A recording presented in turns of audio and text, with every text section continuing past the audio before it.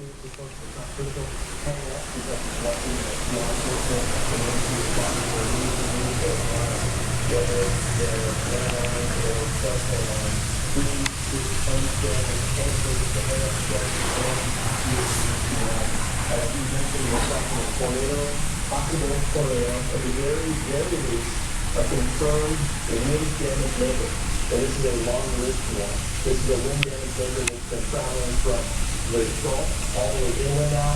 It's got real estimated winds of between 30 and as much as 70 miles per hour.